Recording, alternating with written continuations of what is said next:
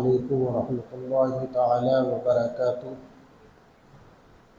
جو حضرات سنتیں پڑھ چکے ہیں وہ اگلی صفوں میں آ جائیں، جو آ رہے ہیں وہ آ کر کے بیٹھ جائیں، انشاءاللہ بعد میں وقت دیا جائے گا۔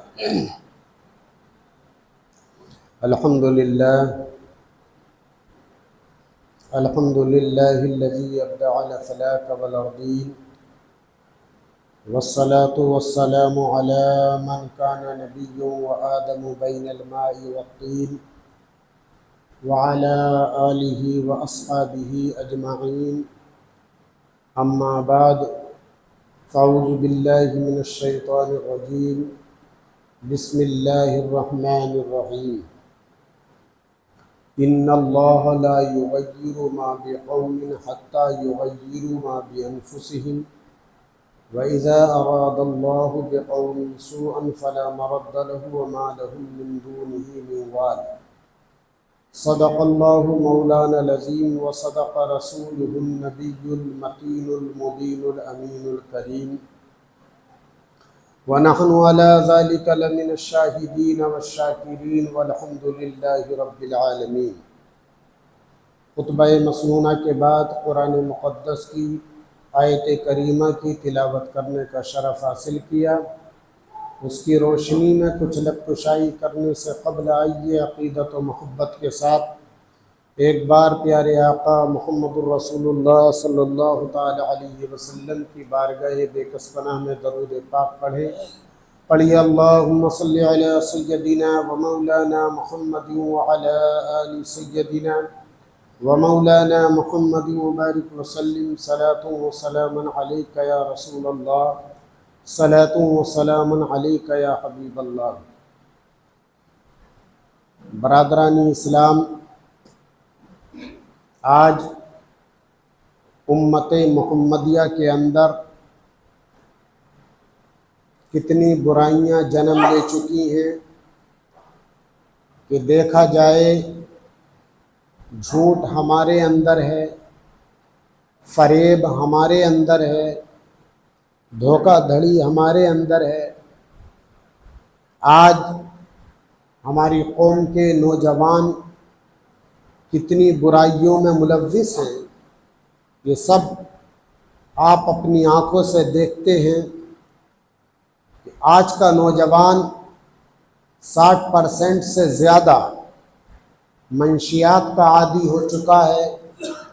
نشے کی طرف جا رہا ہے، اور جب سے یہ موبائل نوجوان کے ہاتھ میں آیا ہے تو لوگوں نے خبر دی ہے کہ یہ نوجوان طبقہ لوڈو کے ذریعے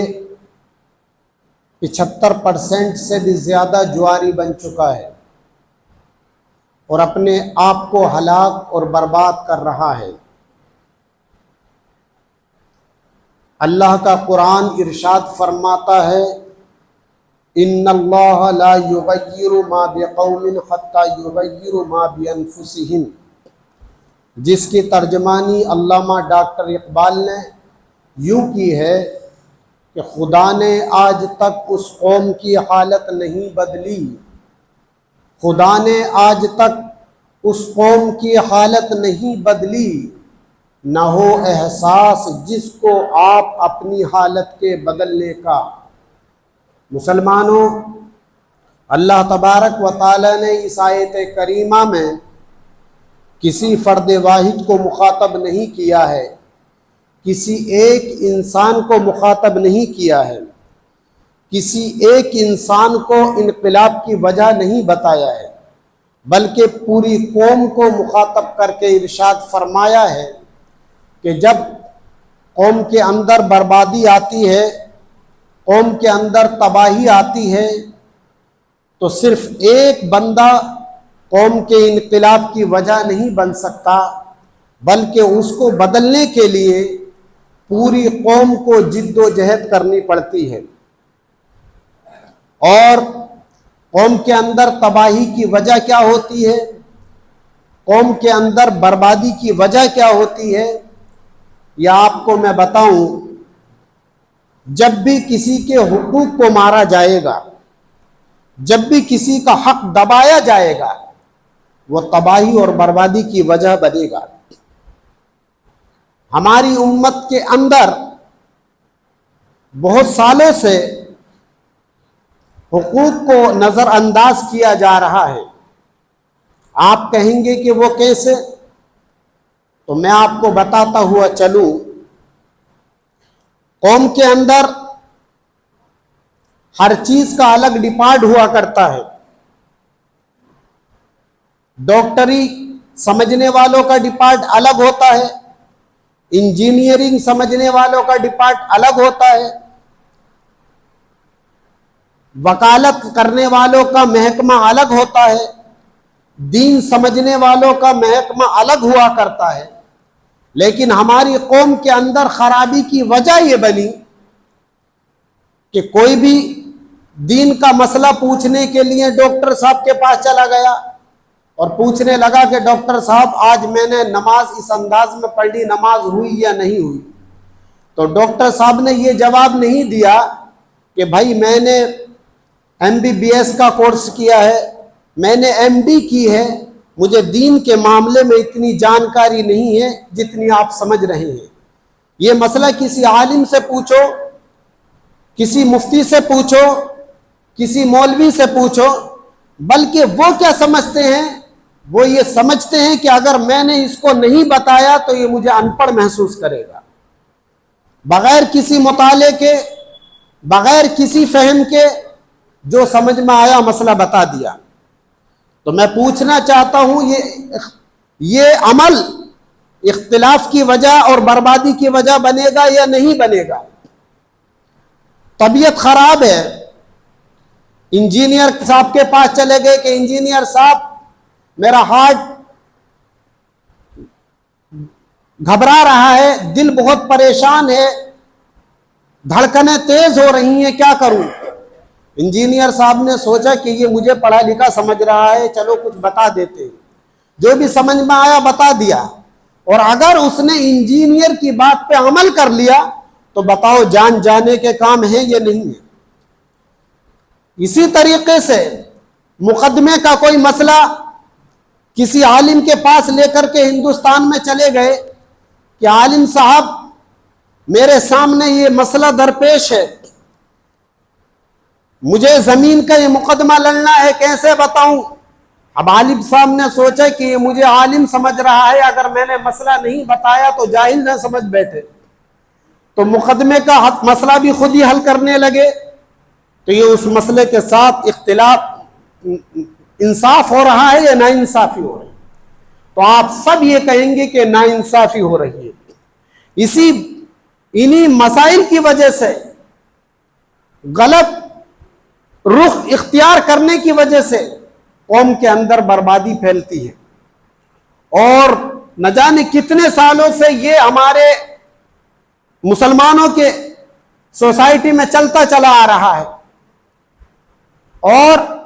کوئی بھی مسئلہ کسی سے پوچھنے لگتے ہیں اور وہ بلا جھجک بتا دیتا ہے، اور دین کے مسئلے تو ہر ڈپارٹ کا آدمی بتانے کے لیے تیار ہے، لیکن اس بات کو نہیں سمجھتے کہ دنیاوی مسائل میں اگر خلفشار ہوگا تو مالی نقصان ہو سکتا ہے، دنیا کی مسائل میں اگر خلفشار ہوگا تو جانی نقصان ہو سکتا ہے، لیکن اگر دین کے مسائل میں خلفشار ہو گیا تو ایمانی نقصان ہوگا کہ نہیں ہوگا؟ جانی نقصان زیادہ قیمتی ہے یا ایمانی نقصان زیادہ قیمتی ہے؟ تو ہر مومن یہ کہے گا، ہر مسلمان یہ کہے گا کہ ایمانی نقصان زیادہ قیمتی ہے، ایمانی نقصان کو پہلے بچایا جائے۔ تو دین کے مسائل کو پوچھنے کے لیے ضرورت ہے کہ علماء کی طرف رخ کیا جائے۔ لیکن دوسری خرابی ہماری سوسائٹی کے اندر یہ ہے کہ ہماری عوام ہر اس شخص کو عالم سمجھ بیٹھتی ہے جو کرتا پاجامہ پہنتا ہے اور داڑھی رکھتا ہے، جو جبے قبے میں ہے، داڑھی میں ہے، کرتا پاجامہ پہنے ہوئے، صافہ باندھے ہوئے، اس کو عالم بغیر کسی دلیل کے سمجھ لیا جاتا ہے اور اسی کی طرف رجوع ہو جاتے ہیں مسائل پوچھنے کے لیے۔ لیکن عقل مندی کیا ہے، انسانیت کیا ہے، سمجھداری کیا ہے، دانائی کیا ہے۔ مسائل پوچھنے سے پہلے تم کو یہ پوچھنا ضروری ہوگا، یہ جاننا ضروری ہوگا کہ جس سے ہم مسئلہ پوچھ رہے ہیں اس کے پاس کوئی سرٹیفکیٹ ہے یا نہیں ہے، وہ کسی ادارے سے فارغ ہے یا نہیں ہے، اس کی کوالیفیکیشن کہاں تک ہے، وہ اس مسئلے کو بتانے کا اہل ہے یا نہیں ہے۔ جب آپ کی تحقیق یہ ہوگی تو آپ کو صحیح مسئلہ مل سکتا ہے، آپ کو صحیح جانکاری مل سکتی ہے، اور جانکاری صحیح نہیں ملے گی تو اختلاف ہوگا، انتشار ہوگا، خلفشار ہوگا، سوسائٹی کے اندر بگاڑ پیدا ہوگا۔ تو مسلمانوں، اللہ کا قرآن کہہ رہا ہے ان اللہ لا یغیر ما بقوم حتی یغیروا ما بانفسہم، کہ اللہ پاک کسی قوم کو خود نہیں بدلتا ہے بلکہ وہ قوم اپنے آپ کو بدلنے کے لیے کوشش کرے۔ آج قوم مسلم کتنے بڑے پیمانے پر ہے، آپ دور مت جائیے، اپنی سوسائٹی میں دیکھیے، اپنے ارد گرد نظر دوڑا کر کے دیکھیے کتنے بڑے پیمانے پر ہے۔ ضلعی پیمانے پر دیکھ لیجئے تو لاکھوں کی تعداد پہنچ جاتی ہے قوم مسلم کی، پہنچتی ہے یہ نہیں۔ ایک ضلع کی اگر قوم مسلم کی شماری کی جائے، قوم مسلم کے افراد کو گنا جائے، صرف ایک ضلع کی بات کر رہا ہوں، تو لاکھوں میں کاؤنٹنگ پہنچ جاتی ہے۔ لیکن اسی قوم کا بیک گراؤنڈ دیکھا جائے کہ اس کو سنبھالنے کے لیے کتنی تنظیمیں کام کر رہی ہیں، اس قوم کو سدھارنے کے لیے کتنی تنظیمیں کام کر رہی ہیں، پتا چلا کہ زیرو بٹے سناٹا، کوئی تنظیم ہمارے پاس نہیں، کسی ڈپارٹ کی تنظیم ہمارے پاس نہیں، ہم کسی کی قیادت میں آنے کے لیے تیار نہیں۔ مسلمانوں، جو قوم کسی کی قیادت میں کام نہیں کرتی ہے تو خود سے راہ راست پر نہیں چل سکتی،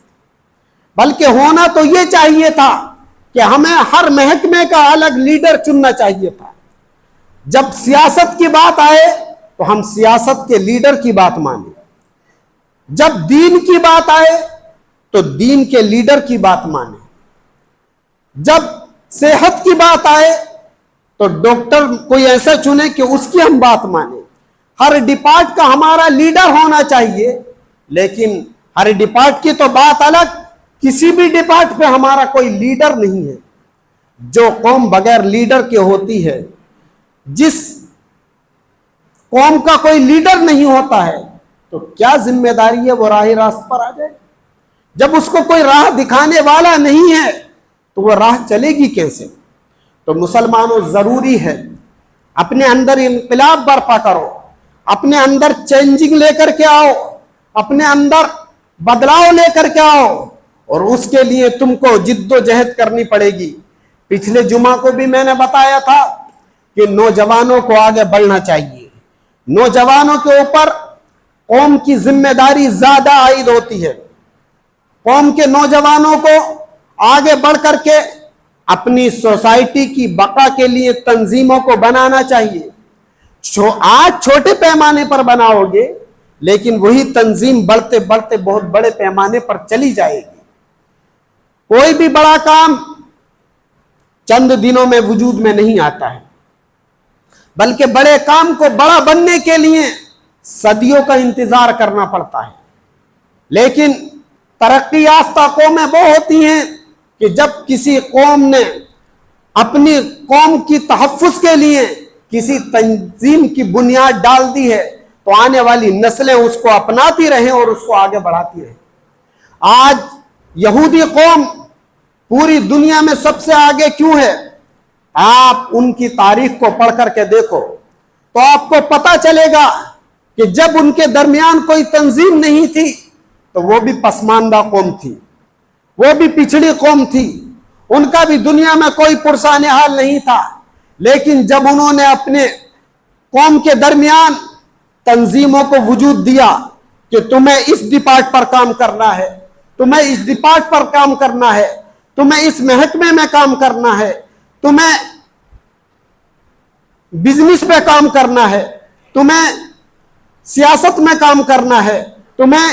دین میں کام کرنا ہے، تو آج وہ قوم دنیا کی ترقی یافتہ قوم میں شمار کی جاتی ہے، اور بلکہ وہ قوم اتنی زیادہ ترقی یافتہ ہو گئی کہ آپ نے دیکھا کہ ساری دنیا کے لوگ ان پہ لعنت کر رہے تھے، لیکن وہ اپنی منمانی کر رہے تھے۔ وہ جانتے تھے ہمارے پاس سرمایہ اتنا زیادہ ہے، دنیا کے ہر گھر کے اندر ہمارا پروڈکٹ موجود ہے، دنیا کے ہر گھر سے کچھ نہ کچھ ہمیں انکم ہو رہی ہے، تو جن کی انکم اتنی زیادہ ہو تو وہ کسی سے کیوں ڈرے؟ تو قوم مسلم آج دنیا کے پیمانے پر سب سے زیادہ کثرت کے اعتبار سے قوم ہے، لیکن اس کے پاس لیڈر نہیں ہے، سیاست میں اس کا کوئی لیڈر نہیں، اور اگر لیڈر ہے تو اس لیڈر کی بات ماننے کے لیے تیار نہیں۔ ہماری سوسائٹی کے اندر سے وہ لوگ ہمارے لیڈر کو بری بھلی کہتا ہوا نظر آتا ہے جس کا اپنا کوئی وجود نہیں ہے، جس کے گھر کے اندر اس کی کوئی ویلیو نہیں ہے، وہ اس لیڈر کو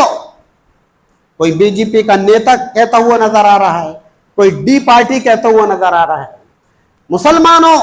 اپنا لیڈر چننے کی ضرورت ہے، تبھی انقلاب برپا ہوگا۔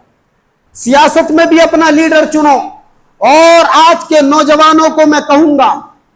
کہ آپ اپنی قوم کو غریبی ریکھا سے باہر نکالنے کے لیے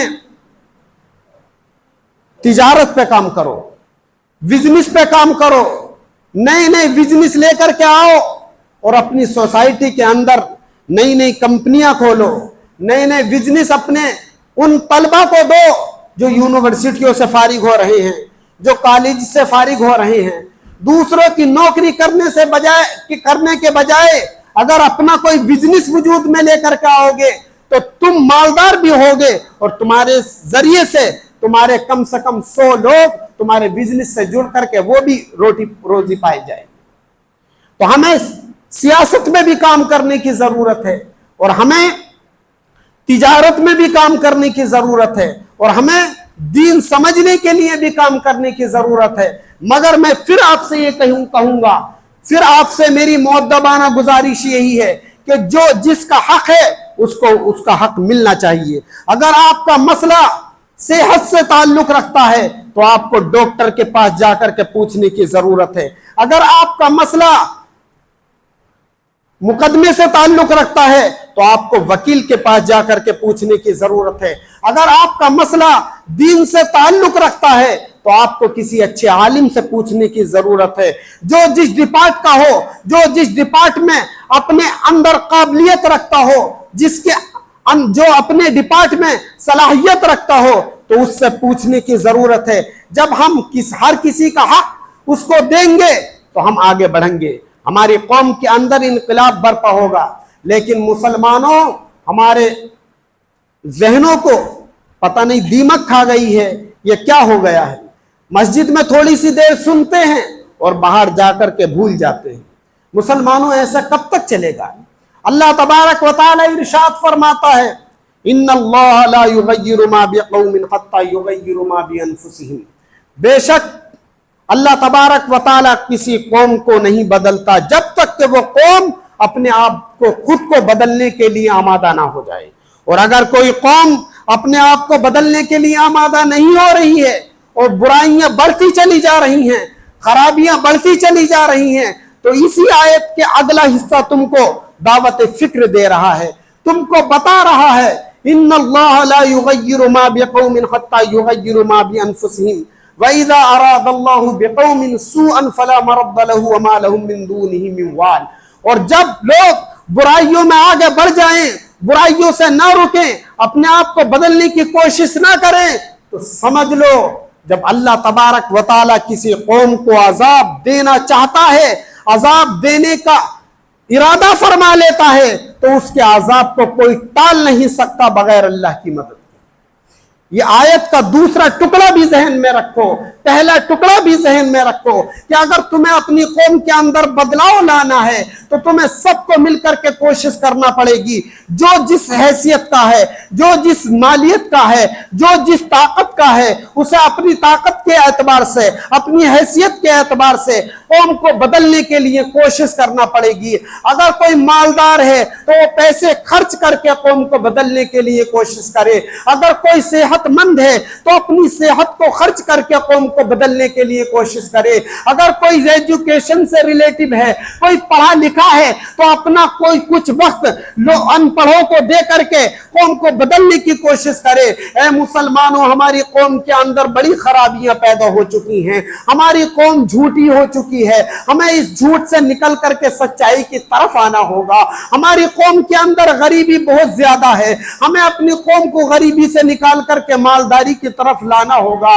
ہماری قوم کے اندر بے حیائی آ چکی ہے، ہمیں اپنی قوم کے اندر سے بے حیائی کو ختم کر کے حیا کو اندر داخل کرنا ہوگا۔ اے لوگو، ہماری قوم کے اندر بڑی برائیاں ہیں، ان برائیوں کو ختم کر کے اچھائیوں کو لانا پڑے گا۔ اللہ تبارک و تعالی نے ارشاد فرمایا ہے، اگر تم اچھائیاں لانا چاہتے ہو، اپنی قوم کے اندر اچھائیاں پیوست کرنا چاہتے ہو، اپنی قوم کو اچھا بنانا چاہتے ہو، تو سب سے پہلا علاج یہ ہے کہ تمہیں نمازی بننا پڑے گا، کیونکہ نماز کی خاصیت یہ ہے، نماز کی عادت یہ ہے، نماز کا اثر یہ ہے کہ جو نمازی ہو جاتا ہے اس کے اندر سے برائیاں ختم ہوتی چلی جاتی ہیں اور اچھائیاں گھر کرتی چلی جاتی ہیں۔ اے مسلمانوں، یاد رکھو کہ کوئی ایک فرد اس کو دین کی سمجھ آ گئی، وہ اللہ سے ڈر رہا ہے اور اپنے گھر میں دن رات اللہ کی عبادت کر رہا ہے، قرآن کی تلاوت کر رہا ہے، سجدوں پہ سجدے کر رہا ہے، نماز تہجد پڑھ رہا ہے، لیکن اس بستی کے اندر سارے لوگ برائیوں میں ملوث ہیں، زنا ہو رہا ہے وہ خاموش ہے، جوا کھیلا جا رہا ہے وہ خاموش ہے، شراب پی جا رہی ہے وہ نیک بندہ خاموش ہے، برائیاں جنم لے رہی ہیں وہ نیک بندہ خاموش ہے۔ تو یاد رکھنا، جب اللہ کا عذاب آئے گا تو اس کی نیکی اس کو بچا نہیں سکتی، اس کے سجدے اس کو بچا نہیں سکتے، اس کا تقوی اس کو بچا نہیں سکتا۔ سجدہ کرنے سے زیادہ اہم اس کے اوپر ذمہ داری یہ عائد ہوتی ہے، وہ اپنی قوم کی فلاح و بہبود کے لیے جد و جہد کرے، اپنی قوم کے اندر سے برائیوں کو خاتمہ کرنے کی کوشش کرے، اپنی قوم کے اندر سے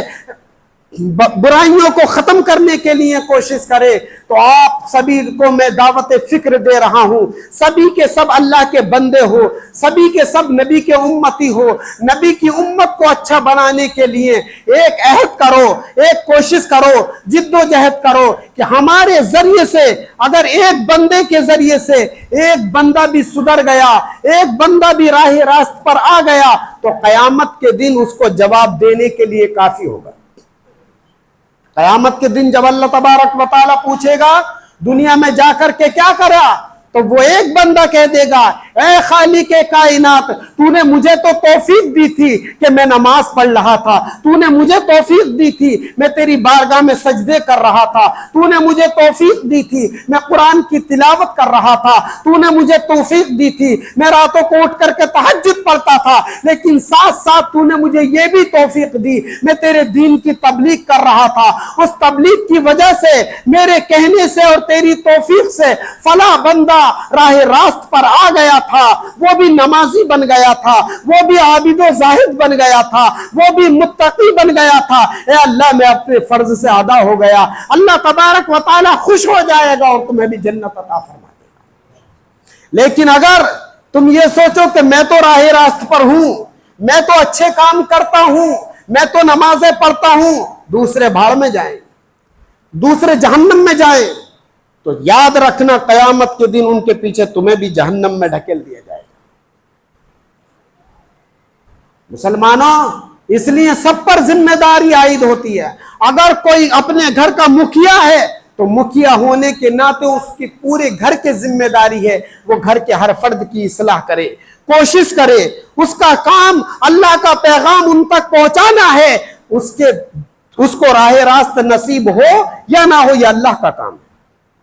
جس طریقے سے میرا کام تم تک بات کو پہنچانا ہے، اب تم میں سے کوئی عمل کرے یا نہ کرے، یہ اللہ کا کام ہے کہ کس کو خیر کی توفیق ملے یا نہ ملے، لیکن میرا جو کام ہے میں نے آپ تک وہ بات پہنچا دی۔ اللہ تبارک و تعالی ارشاد فرماتا ہے کہ جو قوم اپنے آپ کو بدلنے کی کوشش نہیں کرتی وہ قوم اللہ کے عطاب کا شکار ہو جاتی ہے، اور جب اللہ کا عذاب آتا ہے تو کوئی اس کو ٹال نہیں سکتا جب تک اللہ نہ چاہے گا۔ مسلمانوں، اس سے پہلے کہ اللہ کا عذاب کسی بھی صورت میں آئے، ہم اللہ سے ڈرتے ہوئے اس کے دین کی بقا کے لیے جد و جہد کریں، اس کے دین کو اچھا لوگوں تک پہنچانے کے لیے جد و جہد کریں، اس کا دین قوم کے ہر فرد تک پہنچانے کے لیے جد و جہد کریں، یہ ہماری ذمہ داری عائد ہوتی ہے۔ اللہ تبارک و تعالی ہم سب کو کار خیر کی توفیق عطا فرمائے اور ہماری قوم کے بگڑے ہوئے لوگوں کو راہ راست عطا فرمائے۔ وما علینا الا البلاغ۔ 5 منٹ آپ سے مولانا فیضان صاحب گفتگو کریں گے، آپ ان کی گفتگو کو سنیں۔